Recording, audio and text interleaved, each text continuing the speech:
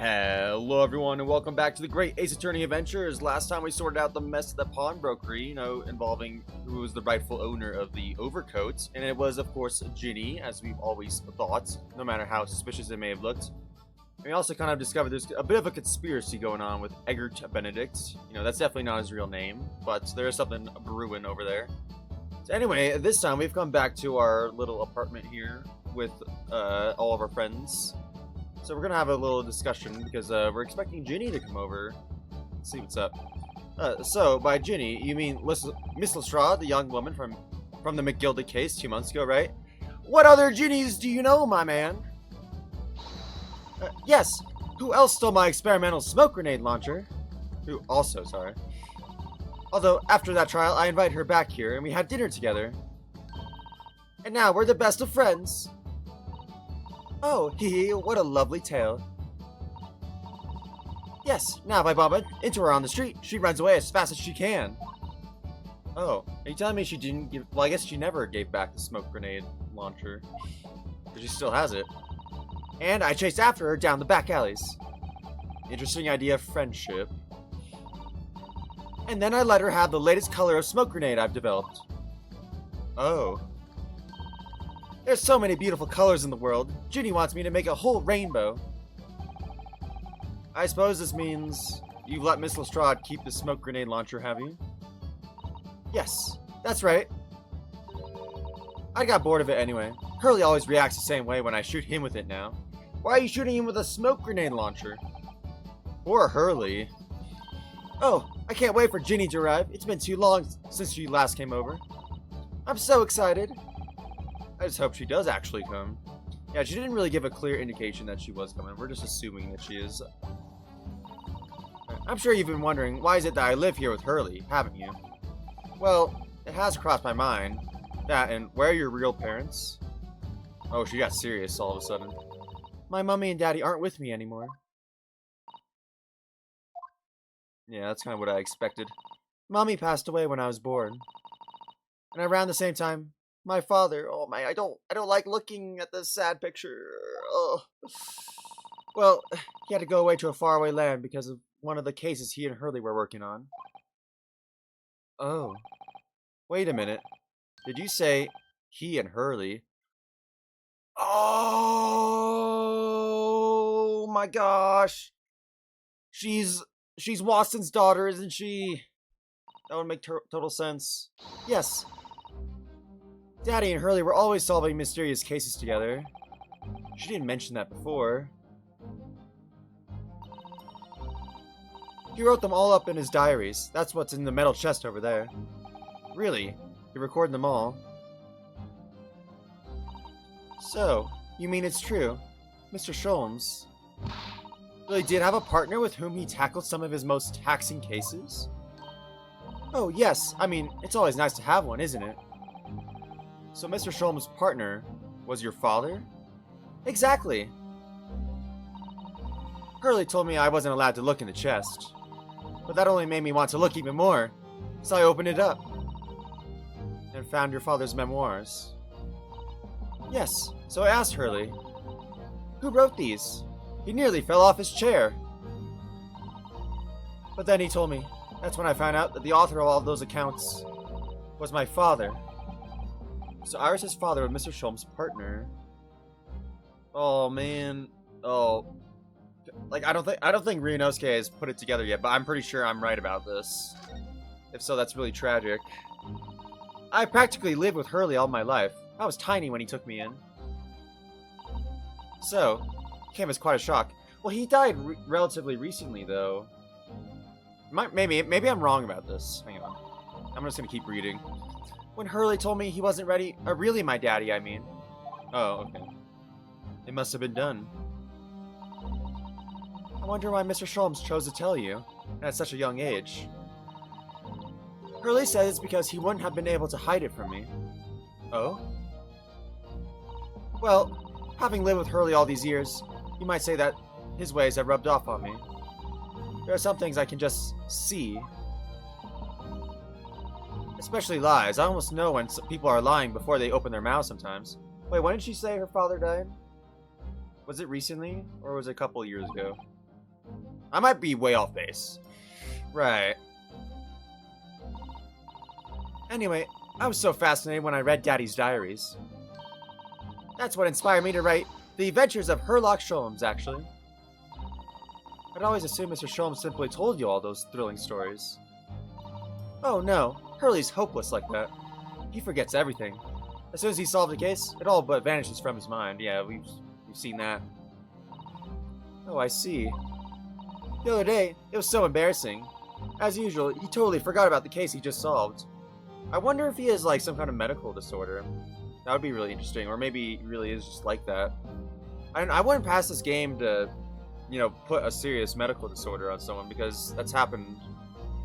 Well, actually, I don't want to spoil too much for those who haven't, like, played through the games, but in, like, the latest game, Spirit for Justice, there is someone who does have a serious medical condition that becomes a very, like, serious case, or, like, part of the case, you know? So, the very next day, he gathered together all the people involved and proceeded to solve the case again. It was quite a shock for everyone. Yeah, that doesn't seem right. You could say that again. You share your father's surname, don't you, Iris? That's right. Well, yeah, oh, it's not Watson, it's Wilson! There it is! That was totally it. Oh my gosh, here comes the shock. Daddy is Dr. John H. Wilson. I learned from his diaries that he's a doctor of medicine, you see. Uh-oh. That's what prompted me to study so that I could earn a doctorate as well. Iris' father went to some distant land and is a doctor by the name of John H. Wilson. The gears are clicking. They're turning. The court will now hear the trial of Ryunosuke Naruhodo. Sorry, I just remembered his name as Watson because, I mean, that's what it is in the actual Sherlock Holmes books, you know. But no, they changed it to Wilson in this. That makes a lot of sense. Kindly state before the court the name of the victim in the case. The victim's name was Dr. John H. Wilson. Oh no. That's right. Visiting professor of medicine at Imperial Yume University. And the man who, in the most bizarre of circumstances, lost his life just before we left Japan.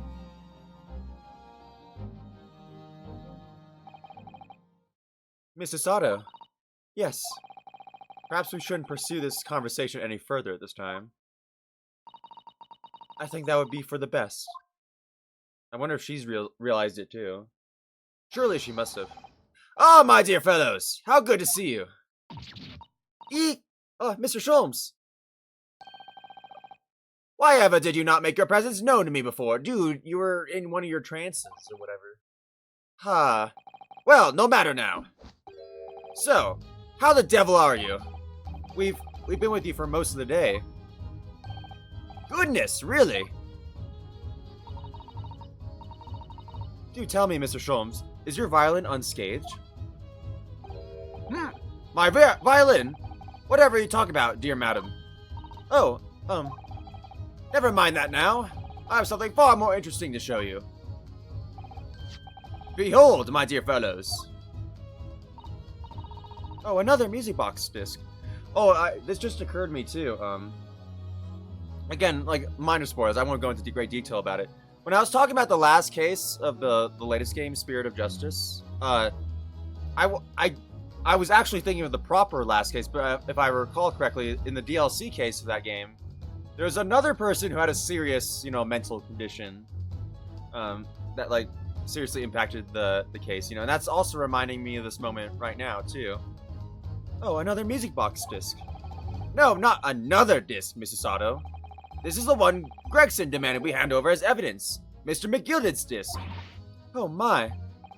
Then, what's it doing here? You know its eyes, Mr. Naruhodo. I think that, though I have an undeniable turn for detection, I may well be even more adept at larceny. So what you're saying is you stole it. Oh, that would be wonderfully exciting. I'd be your pickpocketing assistant.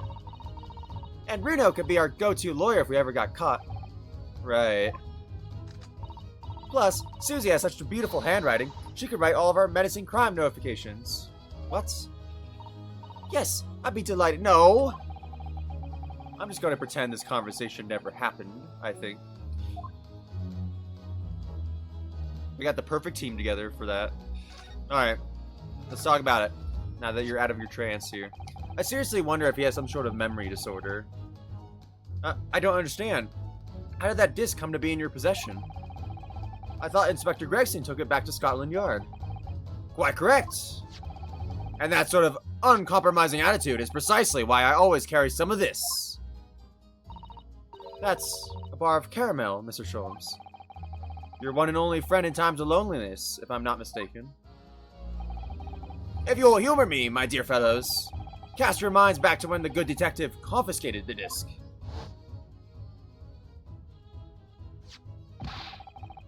Are you saying this guy took a caramel bar as a bribe for evidence? What? I'll be taking that whatever it is of Mr. McGilded's down to the yard. Thank you very much. So hand it over. Oh, yes, of course. The police demand if the police demand something as evidence, my dear fellow, we have no choice but to capitulate.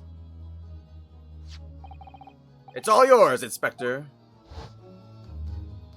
Do you give him a fake one? For the briefest of moments, I had the disc in my hand, did I not?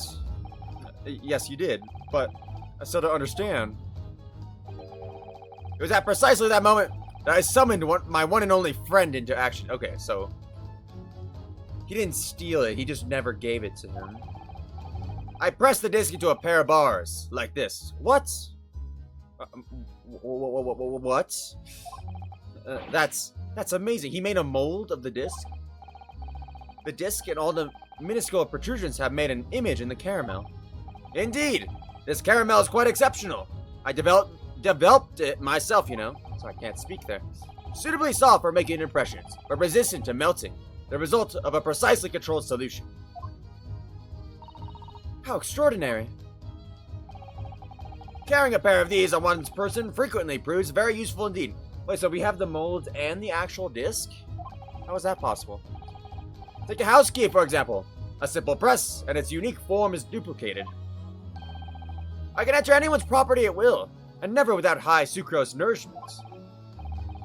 Yes, it sounds illegal. From the image, I was able to create this. Oh, it's a new disc. Okay. What?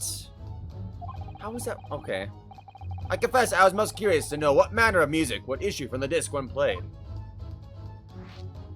Alright, let's talk about it.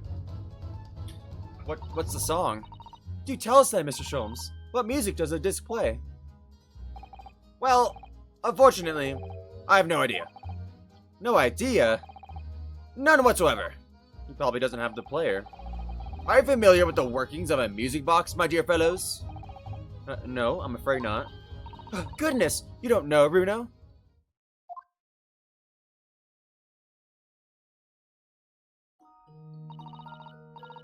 Inside a music box, there's a special metal piece called a comb. That's what produces the sound. Small protuberances pluck the different teeth of the comb as they rotate past it, making different notes. The first music boxes to be invented use a rotating cylinder with protuberances on it.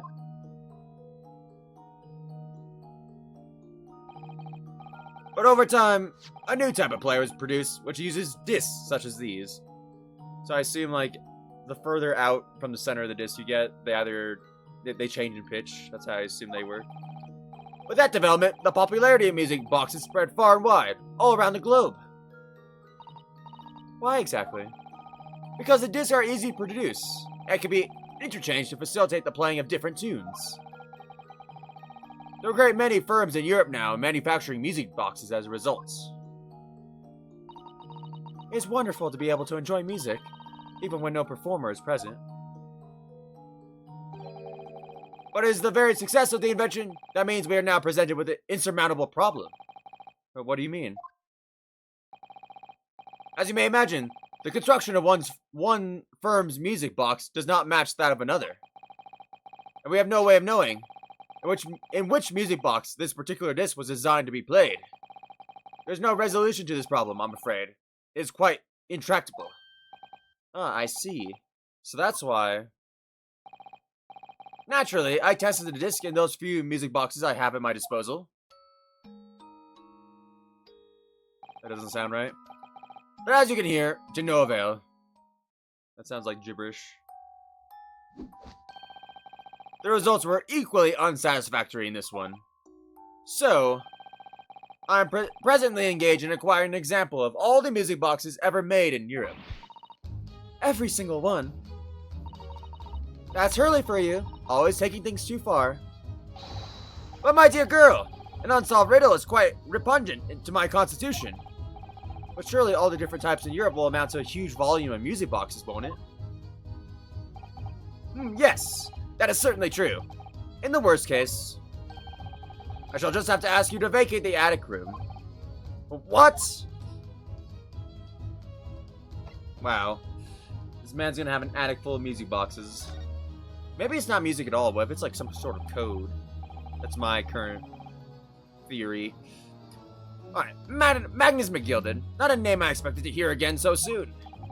Yes, it's only been 2 months since that grisly case. I'm having a flashback about it. Mr. McGilded perished within an hour of the trial's conclusion. Was it the curse of the Reaper? No one knows, still now. The omnibus was reduced to a pile of ash. Not a shred of evidence remained. But the man's death, the truth about the murder in which he was so intimately involved, was buried.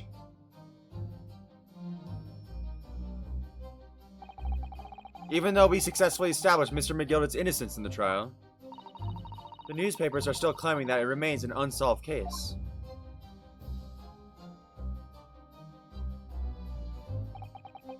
The murder of the brickmaker, Mr. Thrice-Fired Mason. I wonder if he's related to anyone.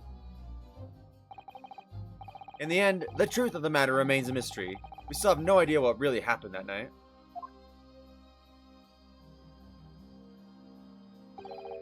And although Mr. McGilded was found not guilty through my defense, I still don't know if that was the right judgment or not.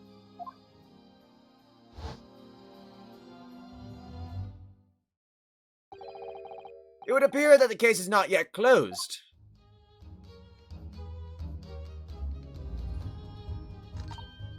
Well, it's time I started getting things ready for dinner, I think. Ginny will be here before long. Or will she? Thank you, Iris. Oh, well, you must let me help you then. Of course, Susie. There's plenty to do. I think I shall investigate the condition of my faithful performing partner. Now then, where did I leave it? Let this be a lesson to you, Mr. Sholmes. Never leave anything too precious with the pawnbroker. Yes. You may be right.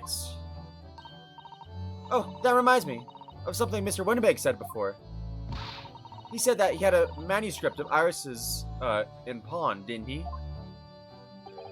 Did he? Yes, he definitely mentioned it. Mr. Sholmes' latest tale of otherworldly mystery lies dormant in my storeroom, were his words, I believe. So you heard about that, did you? I expect you were as incensed as I was. Oh, yes, the idea of such a wonderful story languishing in Mr. Winnebank's storeroom, gathering dust. My dear madam, I'm quite sure I told you already. The pawnbroker's storeroom is the safest place for it. More secure than a bank's vaults. I think did today's events not teach you anything? And what about your Stradivarius, Hurley? Was that safe and secure? Well, there may be the occasional mix-up, caused by a certain impetuous someone not too far from me now. Do you have any idea how long it took me to write that Baskerville story, Hurley? Oh, it sounds so exciting. The Hound of the Baskervilles. Oh. That's what it's called. I should love to read it.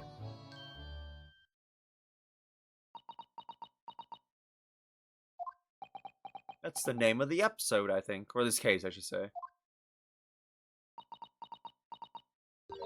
Ah! Wait, what's wrong? Why are they shooketh? What's going on here? Why does it feel like an icy chill just swept through the room? Susie, what did you just say? You said the Hound of the Baskervilles? But How could you know the full title? Well, that's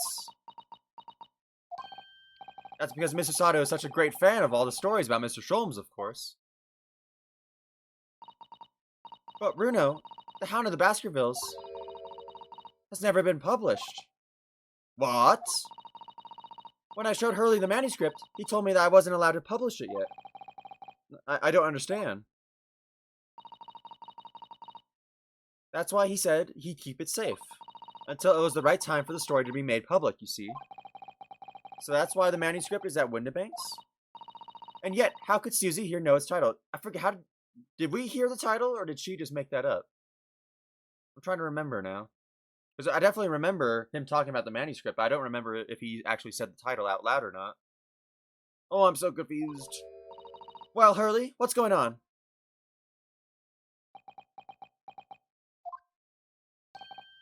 Ah!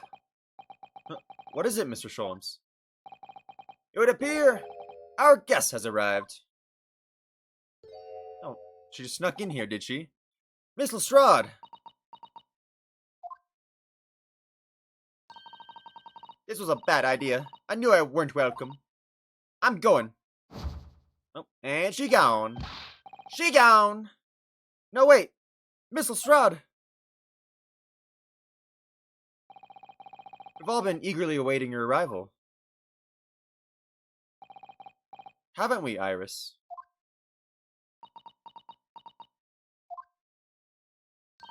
Oh, yes. Just wait there, Ginny. We'll have everything ready in a jiffy. Come along, Susie. Right, of course. It's a pleasure to see you here, Miss Lestrade. Please, make yourself at home. Don't stand in the doorway, my dear girl. Come along in. What say you to some... What is that word? Mendelssohn. Mendelssohn! I won't take no for an answer. Meddlesome it is, then.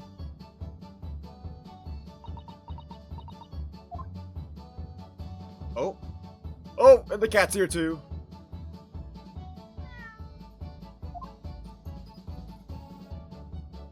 Oh, that's nice.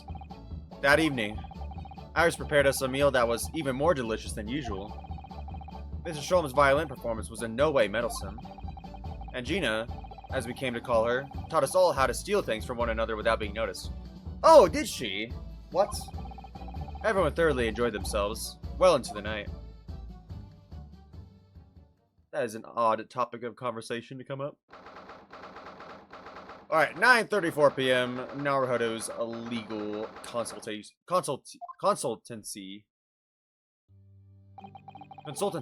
Man, why is that word so hard? That was a very enjoyable evening, wasn't it? Oh, yes. Iris's cooking was truly divine. And I feel as though I could still hear the enchanting strains of Mr. Sholmes' violin even now. Best of all, I bet I could steal the glass from his lordship's face next time we're in court. Please don't. Naruhodo-san, could I consult with you about something, I wonder? What's the matter, Susato-san? It's about the telegram I received. Ah, oh yeah, that's right. The one she didn't let us read. The one that arrived first thing this morning, I suppose. I've been summoned. What? Summoned? What do you mean? The telegram was from Lord Chief Justice's offices. Lord Strongheart has asked to see me. The Lord Chief Justice? When? Tomorrow morning. What? Then we have to start preparing at once. Oh, no. That won't be necessary, Naruhodo-san. Yeah, she has to go alone. I've been summoned alone. Alone? What on earth for? I have no idea. I suppose I shall find out tomorrow. What's this all about? Whatever it is, it's making me feel very uneasy. Knock, knock. Who's there? Oh, who could that be, I wonder? Good evening, friends. Ah, Iris, hello again.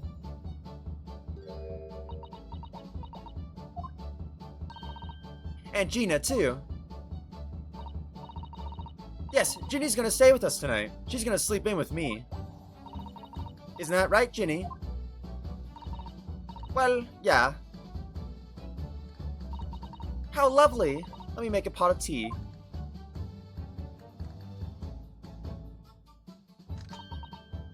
You know, I've learned so much today. Oh? What? In particular? Like how to steal? Or teaching kids crimes? Oh, those things Ginny showed us. Wasn't it wonderful? Oh my gosh, she's serious! Oh, you mean all those pickpocketing techniques? We had fun trying them out on each other, didn't we? I think I've awakened a natural talent. I can earn a living from it. I don't think earn is the right word, but okay. You might be getting ahead of yourself a little there. So what brings you up to our humble quarters at this late hour? Come on, man. 9 o'clock is not late. Come on now. Well, you see, I came to return this. Wait, what? That's mine. Wait, is it actually gone? No, it's still here. What? No. Okay. Oh my. However, did you... I told you, didn't I? I have a natural talent for it. Oh yes, I'd forgotten. Iris literally is a child genius. So anyway, here, you can have it back. Not that I really understand why you wear it, though. Ah, thank you. Alright then, good night. Yes, good night.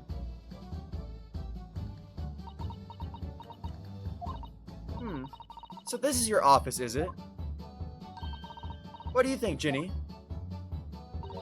I think I wouldn't fancy me chances with a lawyer what lives in a place like this. Yes, me too. Ha ha ha.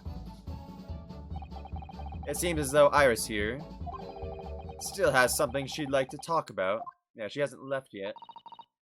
I suppose she probably wants to talk about the manuscripts. Yes, I suppose she probably does. Why is that important? Why is the title... Or, how, yeah. Iris, I suppose you're hoping to talk about the manuscripts, aren't you? She's gotten serious. Aren't you going to tell me? I'm so sorry. I need a little more time, please. What is the big deal? Alright, I understand.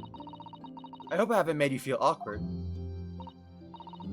Oh no, not at all, Iris. Not at all. I don't know what all this is about, really, but... It's a story you made up, is it, Iris? This mantle script, or whatever you call it.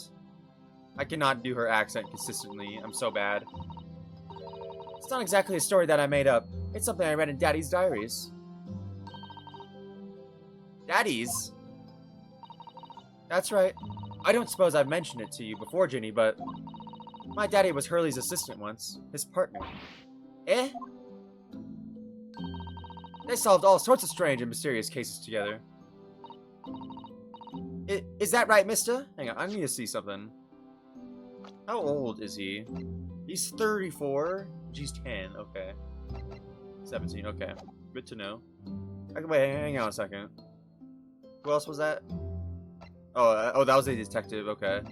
I thought her dad was added back to my court record. I'm like, what does that mean? No, it's just the detective. Apparently so. I was as surprised as you are, though. And Daddy wrote all the details of every single case down, you see, in his diaries. So I study them and write my stories based on what actually happened. So where's your old man now, then? Oh, he dead.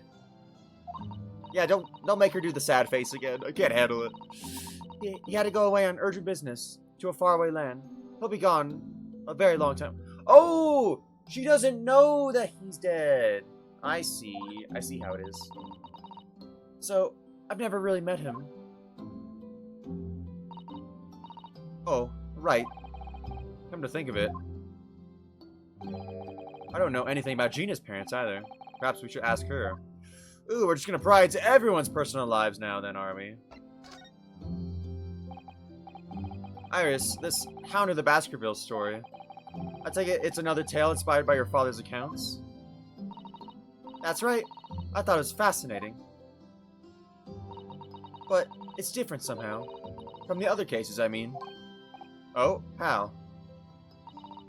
I don't really know. But it must be special in some way. Because after I'd written it, and I showed the manuscript to Hurley, He turned as white as a sheet. It was the first time I've ever seen him like that. It pains me to have to say this, after you toiled over it for so long, Iris. But this story must not be published at this time, under any circumstances. But why not? It's one of my best works. I'm not at liberty to say, not now. So please, do not ask me. Alright then, I won't. But I do solemnly swear that I will explain everything one day, Iris, when the time is right. And that's how the manuscript came to be with Mr. Winterbank, isn't it? Yes. Hurley said it had to be somewhere very safe. That really gets my goat, that does. He's treating you like a child. It's mean, that's what it is, keeping secrets like that. I'm sure Mr. Sholmes isn't trying to be mean. Eh? If he said he wasn't at liberty to talk about it, I'm sure there must have been a very good reason. I think so too. Yes, you lot are too trusted for your own good. But he can't pull the wool over my eyes. Sholmes is lying to Iris. I bet my life on it. What? Oh, not the sad face again. Hurley's lying to me? Oh, man. Do I have to... Hang on. Do I have to examine her now, wherever she is? Yeah, that seems like it's going to be the case. This episode's going on a little long, but I think I'll keep going. I feel like we're almost at a good point here. Never mind. This might take a bit, guys.